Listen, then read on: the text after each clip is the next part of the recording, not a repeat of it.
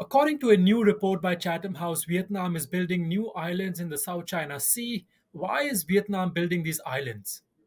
As we can see, for the past few years, China has been pushing its maritime boundaries into the Gulf of Tonkin and also has been pursuing a number of policies in the Indochina region that directly contradict and, in fact, provoke the national security interests of Vietnam.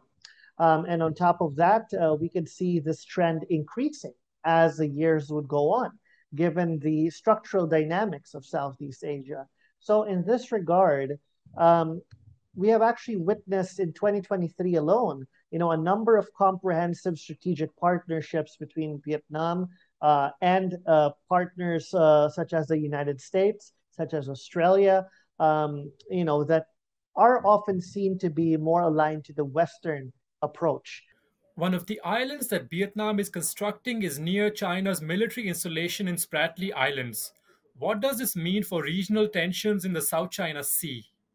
Vietnam has been, in fact, diversifying, expanding its approach. And of course, the growing levels of confidence building and interoperability collaboration between Vietnam and the Philippines. In fact, they had the first ever Coast Guard drill, just a few weeks ago, which was the first between two Southeast Asian claimant countries, right? So this goes to show that Vietnam is wary. Vietnam is aware of the risks of being complacent when it comes to China's behavior.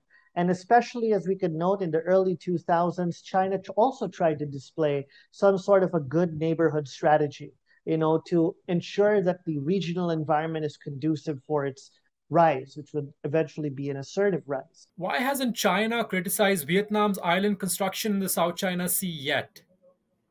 Well, I think the most basic reason would be, of course, the system of governance. Vietnam and China's political parties share deep and historic fraternal relations, and they are, of course, quite cautious of completely delegitimizing each other's political systems, given that there aren't very many socialist communist parties in the world today and are far less compared to how it was prior to the end of the Cold War. And also Vietnam's adherence to the Four No's principle, for instance, or perhaps its pursuance of strategic autonomy, also sends a more conducive signal for China, if we'd like to argue it that way.